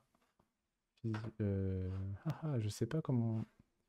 Je maîtrise pas bien. Alors, le but de l'app, c'est Voilà. d'afficher les followers d'un certain compte. D'un c'est quoi, compte c'est donné. Insta, j'imagine. Why Ah, you mais- no compose? Parce que je... Alors Pierre, voilà, si c'est pas utilisé compose parce que j'ai pas pensé quand j'ai fait New Project. Mais c'est un truc qu'on peut se noter, c'est de migrer vers Compose, qui est le dernier truc à la mode. Je pense qu'aujourd'hui, sur Android, les gens partiraient sur Compose d'abord. Ça peut être un truc Ça, c'est qu'on peut se Compose. noter. Compose, c'est le nouveau framework, la nouvelle façon de faire des interfaces sur Android. En fait, c'est pour faire mourir en gros le XML. Ça rend. D'accord. C'est un petit peu comme dans... Alors si je me trompe pas, parce que j'ai essayé d'en faire, mais c'était il y a quelques mois, ça remonte un peu. Tu vois, quand on fait du Flutter, tu décris ton interface via le code. Bah, du coup, c'est ça, un petit peu. Plutôt que de le faire de façon statique dans du XML. D'accord. Voilà. Donc là, c'est pareil. Sur ça, il y a du texte il y a du texte en dur qu'il faudrait sortir. Il y a même un Oui. text size qui pue ici, qui est nul. Oui, parce Euh, que j'imagine qu'à Julie Gris, il faudrait que ça soit une variable pour exactement. le nom, quoi. C'est ça, qui viennent peut-être d'ailleurs, je sais pas, de l'API qu'on voudrait créer, qui nous ressortirait le nombre de followers de Julie. Ok, je reviens dans le code. Ça marche. Je vais cacher. Alors, du coup, Est-ce qu'il y a un linter pour voir si le code est bien fichu pour. Il n'y a pas de linter. D'accord. Ok. Donc ça, on peut se le rajouter aussi. Donc ça permettrait d'avoir un code qui respecte un certain nombre de règles, hein, pour ceux qui ne connaissent pas le linter, et qu'on exécute généralement avant de pusher du code. Donc au moment du commit, il va se déclencher, vérifier un certain nombre de règles. C'est ce que je suis en train d'expliquer, Julie. Donc c'est un fichier dans lequel on décrit des règles qui vont s'exécuter juste avant de pusher. C'est au moment du commit, je crois que ça se déclenche, hein. Si c'est configuré. Si c'est configuré, mais généralement c'est configuré comme ça. Moi, quand j'ai vu un linter, c'était à ce moment-là. Ouais. Bah, c'est surtout quand on travaille à plusieurs. Là, je crois que tu l'as travaillé tout seul pour l'instant, mais si à terme on travaille à plusieurs, chacun a aussi sa façon de développer. Et du coup, le linter ou formateur permet d'homogénéiser le code et du coup de se retrouver un peu plus facilement par la suite. Exactement. Mais là, c'est plutôt assez propre pour l'instant, c'est quand même assez visible. L'avantage de cette application, pour l'instant, c'est qu'il n'y a pas beaucoup de code. Donc, on va avancer un petit peu dans le cœur du code, si tu veux, si vous voulez. alors, Moi, j'aurais voulu voir les tests avant. Les tests? Il y en a. Alors, c'est marrant Ouais. parce que tu vois, on voit ici qu'il y a Android Test, et en fait, c'est le fichier d'exemple qui est fourni par par le projet. Et donc, qui vérifie juste le package name. Incroyable. Donc, il ne sert à rien. Je demande ça parce que c'est intéressant quand on vient sur un nouveau projet de lancer les tests. Enfin, pas forcément de lancer les tests, et du coup de regarder les tests parce que les tests décrivent ce que fait l'application et donnent des exemples. Exactement. Comment utiliser l'application. C'est de la doc, en fait. Et voilà. Ouais. Au lieu d'écrire des commentaires, généralement, parce qu'on des tests. Et donc là, patatras, on arrive sur un projet où il n'y a pas de test unitaire. Enfin, il y en a, mais en fait, c'est juste pour tester que Assertiqual, ça marche bien. Que 2 plus 2, ça fait bien quoi? 4. Donc et là... le problème, entre guillemets, c'est qu'on est obligé de discuter avec Dorian, entre guillemets, pour qu'il nous raconte ce qui se passe. Et heureusement qu'il est là, parce que s'il n'était pas là, ça serait encore plus dur pour nous. Ouais. Et ça, alors, alors, je vais faire un parallèle avec la vraie vie. Ça arrive fréquemment, où on peut être parachuté sur un projet. Alors, moins dans la société dans laquelle on est, mais quand on va intervenir chez des clients, généralement, ils nous appellent un peu à l'aide. Quand on ouvre le repository de code, souvent, c'est là où ça pêche. Et du coup, on se dit, bah ok, est-ce qu'on peut exécuter des tests? Tu peux, là, c'est un peu fébrile. C'est un petit peu compliqué quand on n'a pas de test, on ne sait pas sur ce sur quoi se reposer. Parce que là, si je vous demande aujourd'hui de modifier le code qui est présent, vous allez avoir, euh, vous allez avoir un petit peu de problème et être pas très serein quant à la modification de votre code. Exactement. Il y a eu un warning en jaune. Il y a eu un warning en jaune. Tu peux préciser ta... Il y a eu un warning en jaune? J'ai pas compris, Pierre. Ah, peut-être Tu sur parlais de LinkedIn. mise à jour? Faut oublier que c'est le code d'un stagiaire qui est parti en prod. Ok. Ce qui est intéressant, c'est que tout à l'heure, je disais que je n'avais pas fait de test pendant des années. Maintenant, j'en fais tout le temps. Et c'est vrai que moi, je peux plus passer du code en prod sans test, hein. Et moi, je flippe, hein. J'ai plus confiance en moi-même. J'ai confiance qu'en mes tests. Donc, c'est vraiment le switch total, quoi. Ah bah oui. Non, c'est clair. Je suis bien d'accord avec toi là-dessus. Alors, Alors, ce que ouais, j'ai remarqué aussi dans ce code, c'est que tu crées une instance de Work Manager oui. dans ta méthode onCreate. Moi, je me demandais si c'était pas possible de le mettre en, de sortir cette instance, de le mettre en gestion de dépendance éventuellement, ou en init ou autre part, de un peu retirer trop. Enfin, t'as pas mal de complexité dans la méthode onCreate. Je me demandais s'il n'y avait pas moyen de sortir un peu certaines choses. Ok. Alors en effet, on peut voir que ici, en termes de responsabilité, ça fait un peu beaucoup de choses. Ça instancie donc le service, on va appeler ça un service pour vulgariser, qui va faire appel toutes les 15 minutes à un job. Et aussi, on voit qu'on s'abonne ici à quelque chose, à une data qu'on va observer. Et quand il y a le trigger qui se déclenche, on va mettre à jour l'interface. Avec du texte, du formatage, etc. Donc là aussi, en termes de responsabilité, c'est pas génial. Parce qu'on fait tout au même Et, endroit. Vas-y, et là, vas-y. t'as dit un truc intéressant, c'est qu'on s'abonne. Ouais. Pour le coup, je connais pas très bien ce que c'est Live Data, je connais même pas du tout ce que c'est Live Data. C'est à quel moment tu te désabonnes? Pour l'instant, je me désabonne pas. Parce que je rappelle, le use case de l'application, c'est comme un cadre photo numérique en fait. Donc ça tourne H24. Donc il n'y avait pas nécessité de se désabonner, de couper le Work Manager par exemple. On pourrait le faire sur le Undestroy de l'Activity par exemple. Donc Tu veux changer de compte? on le fait pas. Voilà, par contre, dans l'optique de changer de compte, là, on peut se poser la question sur bah, je désactive le Work Manager, l'instant de, je sais pas, changer une conf ou entrer un compte à suivre. Voilà, ça va dépendre un petit peu de ce qu'on fait.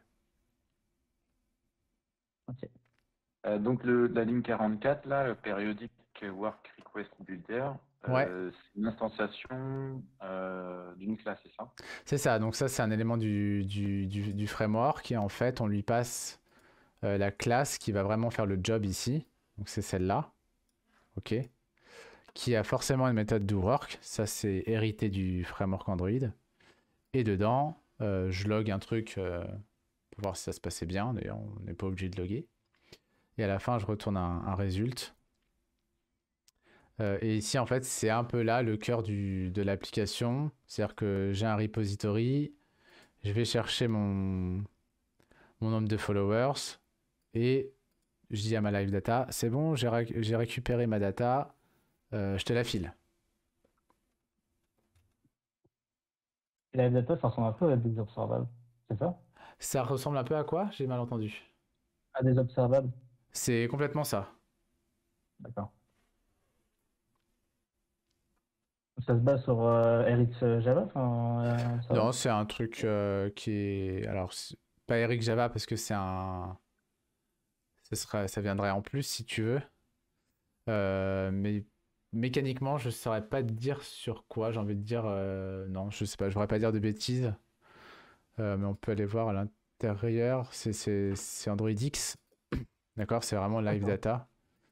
Et après, j'ai... Ah si, j'ai le code encore. Ok. C'est une gestion de... Comment, je sais pas comment dire ça. C'est vraiment le pattern observable pour le coup. C'est vraiment aussi comme RX.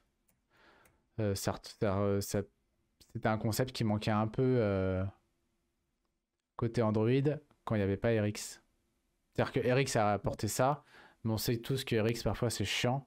Ces gros frameworks là qui débordent un peu partout sur toutes les couches. Ceci dit, là on voit que la live data elle déborde un peu, mais il y a des mécanismes pour les planquer. On pourra voir ça plus tard. Donc là on a une espèce, pardon, j'ai failli glisser. On a une espèce de use case ici. Et si je rentre dans le repository, voilà comment je fais ma requête réseau. Donc elle prend des valeurs ici qui sont toutes indispensables. Je vais taper sur une API ici. Je prépare ma request bien sûr. Je l'exécute et je retourne ici le nombre de followers que je formate avant. Je sais plus pour quelle raison. Ça fait un moment que j'ai fait ça. C'est quoi le local .french là, justement? C'est pour le formater avec un espace, parce que suivant la locale, il ne formate pas les nombres de la même manière. Ok, je vois. C'est comme le virgule au point, je crois. Ah ouais, c'est ça, exactement. C'est pas le même format. Mais du coup, tu auras peut-être un problème si tu veux sur international. Et bah French ouais, aussi. et bah ouais. Peut-être que Ouais, le c'est format French, notre designeuse voudrait que ça s'affiche tout le temps en format French, peu importe la locale, par exemple. ouais, la ligne 17 aussi, il faudrait que je le mette en paramètre Ouais, pour donc il y a éviter ça de en retrouver le même paramètres. utilisateur. Il y a un petit truc qui est intéressant aussi, c'est que, là je vous aide un peu, c'est qu'il n'y a aucune gestion d'erreur. C'est-à-dire qu'aujourd'hui, si je suis en offline, je pense que ça crache. Ah Si oui. la request, donc le endpoint, change ou n'est pas disponible pour une quelque raison, ou un body nul, bah ça crache. Tout ça n'est pas testé évidemment. Donc D'accord. c'est pas sécurisé. C'est pas robuste. Plutôt que sécurisé, je veux dire plutôt. Et, et d'ailleurs, si tu revenais sur ton repository, Oui. euh, pareil pour la ligne 13, La ligne tu combien? crées une instance, la ligne 13, tu crées une instance de HTTP client. Ouais.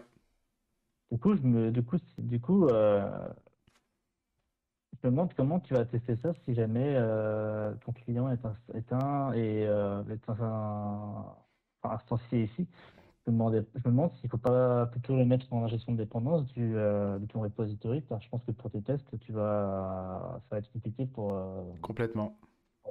pour, euh, Alors pour tester ton. on peut moquer le hockey HTTP client. Bon voilà, pas là parce qu'il est en variable locale d'une méthode. Donc bah là on est chocolat. Par contre, oui, on pourrait, s'il était injecté, on pourrait s'injecter un mock de HTTP client, mais en fait c'est chiant. J'aime bien moi l'idée de planquer une interface. Souvent j'appelle ça une data source. Et pour les tests, eh ben, j'implémente une data source exprès pour mes tests qui fera le job, qui fera ce que je veux. Et Qui du ré- coup, ta méthode, j'ai l'impression que ça fait pas mal de choses. Elle fait à la fois la tâche HTTP, elle fait à la fois du mapping et de la présentation. Exactement. Bon, des trucs, Donc là, ouais, c'est exactement ça.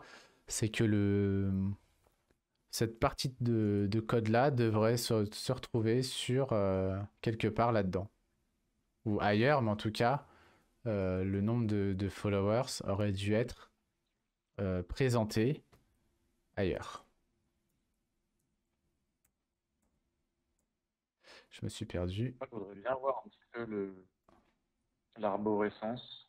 Est-ce que tu as utilisé une archi conventionnelle ou à ta manière? Non, il n'y a pas d'archi définie sur ce projet. J'ai juste pris donc mon point d'entrée là. Là, il y a que deux fichiers au final, c'est ça? Voilà, ouais, il y avait ce fichier-là qui n'a pas été supprimé parce que la première fois, j'avais fait un truc vraiment ultra dégueulasse. Euh, Où en fait, j'avais lancé un thread et toutes les 15 minutes, je relançais un thread pour faire la mise à jour.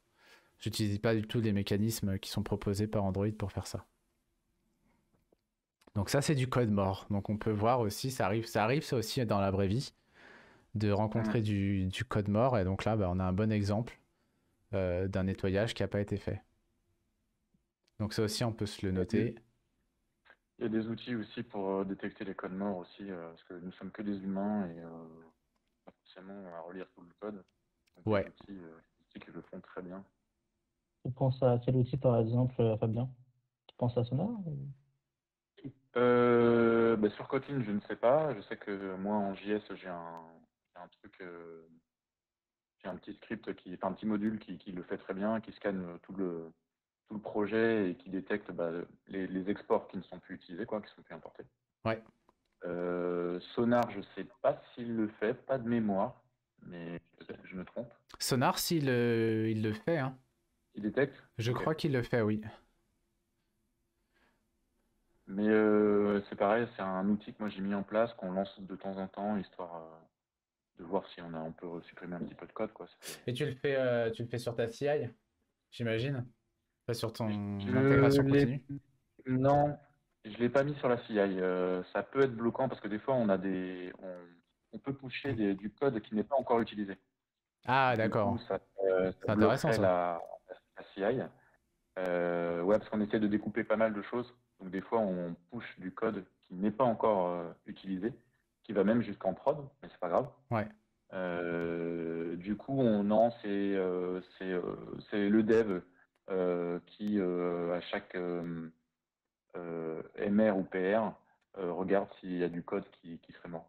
Et Ok. moi, en tant que tech lead aussi, je regarde de temps en temps, histoire d'effacer. Voilà. Faire le nettoyage, quoi. Ouais, voilà. Alors pour info, il n'y a pas non plus d'usine d'intégration continue sur ce projet. Hmm. C'est déployé directement sur le téléphone de la concernée. Voilà. D'accord. Je sais pas si on verra en live comment monter une usine là-dessus. On verra si c'est intéressant ou pas. Ce qui m'intéresse, c'est vraiment montrer comment améliorer ce code, comment faire en sorte qu'on soit plus serein, parce que demain, voilà, si la designeuse me dit, bah, j'ai envie de changer complètement l'interface, j'ai pas envie de tout recoder.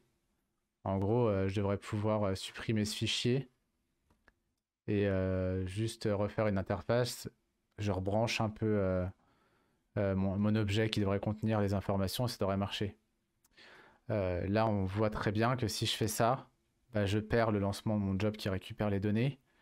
Je perds le mise à jour avec le formatage de la date, etc. Donc, c'est pas cool, quoi. Hmm. C'est pas cool. Moi, le truc qui m'embête aussi quand je vois ça, c'est que j'ai un peu du mal à me repérer parce que c'est pas assez métier pour moi, les noms des fonctions, les noms du fichier. Autant Instagram Repository, je m'en sors, je vois tout de suite à quoi ça correspond. Full Ouais. Screen Activity, ça peut être tout et n'importe quoi, je sais pas ce que ça veut dire. Donc ça serait cool d'avoir aussi plus de nommage métier pour que moi, en tant que nouveau dev, j'arrive à me repérer un peu plus facilement dans le code. Ouais. Alors ça, c'est intéressant ce que tu dis. C'est un peu quand on travaille sur du code comme ça qu'on appelle legacy. Il est legacy parce qu'il n'est pas couvert par des tests. C'est ça la définition d'un code legacy. C'est pas un code qui a 6 mois, hein. Un code qu'on a écrit il y a 1 heure, il peut être déjà legacy. Ça, c'est important de le rappeler. Mm. Et la première chose pour bosser avec du code legacy, c'est ce que tu viens de dire, c'est que on peut passer par plusieurs étapes de refactoring. Et la première étape c'est simplement de nommer les choses. C'est-à-dire prendre Mm. par exemple avec un sachant et dire bon bah voilà, on va renommer un peu les classes, les fichiers, les noms de variables pour essayer déjà de comprendre ce que fait le code. Ça, c'est quelque chose qu'on pourra faire la prochaine fois, Et si vous le je voulez, me demande aussi, pour avancer. je me demande aussi si on ne mettrait pas des tests dès le départ, des tests de caractérisation pour savoir, pour ne pas faire de régression lorsqu'on on va factorer euh, ce qu'on a demandé justement, ce qu'on a commencé à lister. Ouais. Alors là, il va y avoir un gros challenge pour le faire, mais ça peut être rigolo d'arriver à...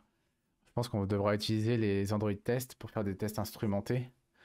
Euh, Ouais, on n'aura pas trop le choix. Euh, mais oui, il faudra utiliser la Golden Source, qui va être l'écran finalement. Le seul truc qui est un peu chiant, c'est que la contrainte, c'est que le nombre de followers peut varier dans le temps, évidemment. Donc en fait, si on fait un test en mode connecté, ça marchera pas. Ça ne marchera plus après. Ça marchera plus après. Voilà, c'est ça. Mais après, on peut moquer. Après, on peut comme la moquer, date, tu quoi. vois. Hum. C'est comme la date. Tout à fait. Bah voilà, ça fait déjà un bon backlog de choses. Yes, j'ai noté, je sais pas, une dizaine de points déjà. Ouais, C'est déjà pas mal. c'est déjà pas mal. Et puis après, on verra ce qu'on peut déporter sur une API pour que ce soit une API qui fasse le job, ou pas d'ailleurs, pour avoir un écran intermédiaire sur lequel on Et Ouais, saisit. c'est intéressant. Il n'y a pas beaucoup de code et pourtant il y a déjà pas mal de choses à dire, pas Ouais, mal de principes sur lesquels on peut discuter. oui. Donc, ouais, c'est cool. C'est sympa. Ouais, c'est ça. C'est pour ça que je voulais prendre ça comme exemple. Euh, c'est typiquement le genre de POC fait à l'arrache qui part en prod, sur lequel on peut discuter, qui est pas trop gros, qui est compréhensible par tout le monde, par vous, par ceux qui éventuellement verraient la vidéo ou sont en train de regarder le live. Je veux dire, le métier est pas très compliqué. écoute, Oui. bah, juste en lisant la fonction, là, en fait, enfin, juste, là, vu qu'on est dans le code, Ouais, là, je sais pas si c'est moi qui perçois ça, mais quand je lis la nom de la fonction, j'ai l'impression de m'attendre à un nombre, en fait. Et quand je vois que c'est mon type, c'est un string, ouais. ça me perturbe un peu, en fait. C'est moche, hein. Ah oui. Exactement. Et ben ça va faire énormément de choses à faire donc pour le prochain épisode. Je vous propose qu'on s'arrête là pour cette Yes. revue slash audit. Voilà, donc c'est ce qu'il faut faire dans la vraie vie, voilà, c'est aller voir les sachants, poser des questions, prévoir des actions à faire sur le code Mm. avant de réécrire quoi que ce soit. C'est ce qu'on fera, la prochaine fois. C'est quand l'épisode 2? Très bonne question. Je ne sais pas. On ne sait Bien. pas. Personne ne sait. Personne ne sait. Il risque d'y avoir des lives inopinés. Ouais, on Qui n'a pas de sont... rythme encore. On n'a Donc, pas de rythme. Il y aura certainement des hors-séries. On va pas faire des séries, mais dans ma boîte, en fait, on a des... Même avec Fabien, du coup, on travaille dans la même boîte et surtout dans la même tribu. Mathieu aussi bosse dans la même boîte, mais pas la même tribu. On a des demi-journées où on partage un peu des choses comme ça. Et j'aurais voulu aussi partager avec vous certains pans de ces demi-journées sur l'autorisation, évidemment, des managers, de ceux qui participent, etc. Pour un peu transmettre ce qu'on fait à une plus grande échelle et intéresser des gens qui puissent aussi discuter, participer. Parce qu'il y a trop de clairement. sujets qui sont trop cool dans la boîte Mm. sur lesquels on communique pas et je trouve ça un peu dommage. Voilà. Donc à suivre, abonnez-vous, enfin abonnez-vous, non, c'est pas comme sur YouTube, activez la cloche, voilà, comme ça vous serez au courant sur les prochains lives Ça reviendra, ouais. quand on reviendra.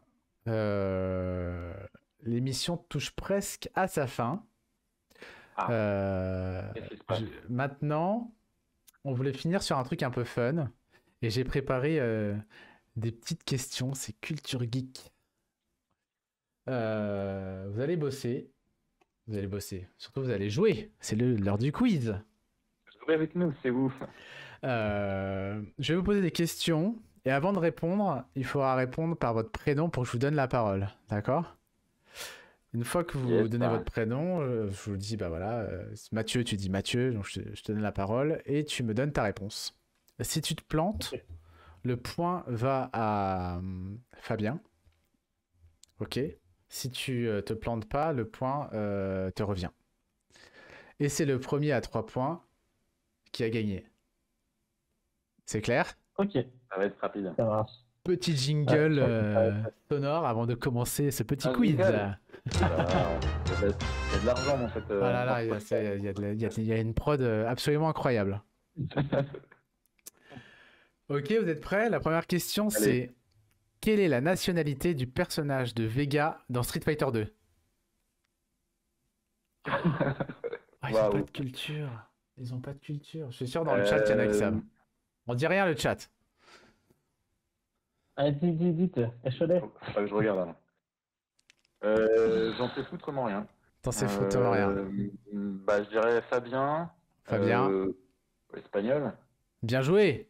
Un point pour Fabien. Mais non. Bien joué, bien joué, bien Mais joué. non. Un point pour Fabien. Incroyable. Putain, j'ai pas joué, moi, ce jeu. Ah, il Alors, fallait tenter le coup. Ouais. laquelle de ces suites du jeu vidéo d'artillerie Worms n'existe pas? Là, on reste sur le jeu vidéo. Worms Armageddon, Worms Open Warfare ou Worms Battleship? Fabien. Ouais. Le deuxième. Donc le Worms Open Warfare, non, c'était le Battleship. Ouais, c'était le Battleship. Comme Fabien. Worms Armageddon d'ailleurs, meilleur jeu Worms de la Terre. Ouais. Ouais, eh bien. On est à un partout. J'aurais pu mettre des scores et tout, mais j'ai absolument pas eu le temps. Quelle console de jeu c'est le mieux vendu? La PS3, la Xbox ou la Nintendo DS? J'ai entendu Mathieu. Hein. Ouais. Oh, putain. Et C'est quoi, t'as pas le temps de réfléchir, hein. Xbox. Eh ben non, c'était la Nintendo DS. Ouais. Plus de 150 millions de consoles vendues en 7 ans. J'aurais dit même la Game Boy, mais elle a dû être. Ah ah, elle arrivera après la question Game Boy. Peut-être, s'il y a Ouais. égalité. Donc, c'est un point pour Fabien. On est à 2-1. Attention, question cinéma. Indice chez vous. Non, pas du tout. Quel est le titre du 4e opus de la saga Harry Potter? Mathieu. Je suis trop vieux. Je suis trop vieux. Oh, putain, je vais me faire tuer par... Mathieu. Allez, donne-moi un point. Allez. L'ordre du Phoenix. Eh ben non, c'était la coupe de feu. Putain. Oh là là là. Aïe, aïe, aïe, Donc c'est aïe. Fabien qui a gagné en vrai. Bon, Il est pas déjà à trop 3 numérique, points. mais bon, Voilà. On peut faire les autres, on peut faire les Ah, autres pour le fun. vas-y. Dans lequel de ces Ah, pays le téléchargement est-il légal? Les Pays-Bas, putain, la c'est France ou l'Espagne? Les Pays-Bas? Yes, fallait dire Fabien avant, mais ouais, c'est les Ouais, Pays-Bas. c'est illégal. Mais en fait, c'est illégal. Non, partout, non, mais, il est non, dans lequel de ces pays est-il légal? Bon, j'avoue que est-il légal? Ah ouais, J'avoue. ok, intéressant. Mais elles sont dures, les questions, quand même, Elles hein. sont pas faciles, ouais. Le logo de Google n'a pas changé depuis 1999. Quel est l'ordre des couleurs des lettres? Et là, je vous donne pas les réponses. Sans tricher, hein. Ah, c'est dur, hein. Même dans le désordre. Vas-y, Mathieu. Moi, je commencerai par. De toute façon, faut dire, ça se trouve, bah, vert. Dans le temps. Perdu. Ah, perdu. C'est bleu. Le premier, c'est bleu. Ouais. Bleu, ensuite. C'est bleu. Il doit y avoir du rouge ou jaune. Ouais, bleu, rouge, jaune. Après, c'est le G. Ouais, il y a du vert quelque part. Ça doit être celui-ci qui doit être en vert. Et après, ça se répète, non? Il y a pas forcément. C'est 50 bleu, rouge, couleurs. jaune, bleu, vert, rouge. Ouais, ça, il n'y a pas. Ah, c'est dur, hein. Ah, c'est pas simple. Hein. Après, il y a le chat qui se dit dommage qu'on ne puisse pas répondre. Mais ouais, parce que si Peut-être vous que- répondez, ils vont. Je sais qu'ils vont regarder le live, quoi. Alors Non, là, je regarde. une Je sais pas. question où le chat peut participer. À sa sortie en 1989, combien coûtait la Game Boy? Et je peux vous aider avec des plus ou des moins. Même En dans le francs, chat. hein, J'ai pas vu, moi. En J'ai francs. pas vu. Oh putain, il y a un tout pile! Il y a un tout pile dans le Ah, chat! Oui, oui. Oh, ça, c'est beau. Ah, ça c'est beau. Ça, c'est beau. Il y a un tout pile dans le chat. Ouais, Je le dis ouais. pas pour l'instant. Ah, mais j'ai vu, donc je dis pas. Ah merde. J'aurais pas trouvé. J'essaie de me rappeler, les jeux, ils valaient, c'était quoi? Les jeux, c'était 450 francs, je crois, un truc comme ça, 400 balles, 500 balles. Ouais, ça doit être aux alentours de 1000, 1000 francs peut-être, un truc comme ça. Tu J'ai disais jamais 1000 francs? C'est moins. Ouais, c'est moins. Ouais. Je sais pas, 1000 francs. Rémi, c'est plus. 800, c'est moins. Ah, c'est moins de 800 francs quand même. Ah Ouais. Julie, c'est plus du coup. 500. C'est plus que 500. 700? C'est moins de 700. Ah, c'est juste prix, en fait. Hein. Ah ouais, c'est ça. Ah, ça valait une centaine d'euros. Ah ouais. Ça, Ouais, c'est ça. C'est 90 euros, ouais. 590 francs. 590 francs, ça paraît Ouais. pas très cher. Ouais, c'est pas cher, hein. C'est pas cher. Et un an après sa sortie, Ah, mais- Nintendo baissa le prix de 100 francs pour concurrencer la nouvelle Game Gear. Et après un Game Boy, Et enfin, elle s'est pas color, elle s'est vendue à 200 millions en 20 ans. D'exemplaires en Ouais, 20 ans. les Game Boy, c'est n'importe quoi. C'est un truc de ouf. Ouais. Et ben voilà. Bravo, C'était- félicitations. Bravo, bravo à toi, Fabien. Et bravo à Julie dans le chat qui, sur première réponse, je soupçonne qu'elle se souvenait de la réponse, mais bon. Parce que c'est son jeu en vrai. Mais voilà. Bon, après, il fallait connaître les francs. Mathieu, t'as connu les francs, toi, ou pas? Ouais, fallait connaître les francs. Bien sûr que non, il a pas connu les francs. Si, j'ai connu les fois. T'as connu les francs? Incroyable, incroyable. Pas longtemps, mais je les ai connus. Je les ai connus. Non, c'est... Et ben en tout cas, j'espère que voilà, on a passé une heure, quasiment 45 ensemble. J'espère que ça vous a Ah, plu. presque 2 heures. Ouais, c'est pas Ouais, mal. c'est chouette. C'est vraiment chouette. Moi, j'ai passé un bon moment en tout cas. J'espère que Vraiment. dans le chat aussi. J'espère que ceux qui auront le courage de regarder ce replay, qui va être assez long, auront passé aussi un bon moment. On tentera de s'améliorer, de voir. Moi, au niveau technique, j'ai eu des petits soucis. J'espère que ça s'est pas trop vu. Franchement, non. ça s'est bien Vous, passé, je pense que non. vous l'avez pas Donc, vu, ouais. Voilà. Il y a eu un souci technique de son au début, donc on vous entendra pas. J'avais pas vu mon retour la petite jauge ne se remplissait pas. C'est Julie qui m'a dit on entend pas bien. Donc voilà. Ah, mince. Donc il doit y avoir 30 secondes où on parle, où je dis bonjour, comment ça va et on s'entend pas. Voilà, petit débrief à chaud comme ça. Mais on fera mieux la prochaine fois. Et puis on continuera un petit peu sur cette application avec 2 autres thèmes aussi qu'on abordera en mode talk show. Je trouve ça relativement intéressant. Yep. Voilà, et bonne soirée, bon appétit pour ceux qui vont manger, bon Bonne appétit soirée. les gars, et puis à plus tard. Salut tout le monde. Salut. Ciao. Ça marche. Allez, ciao, ciao.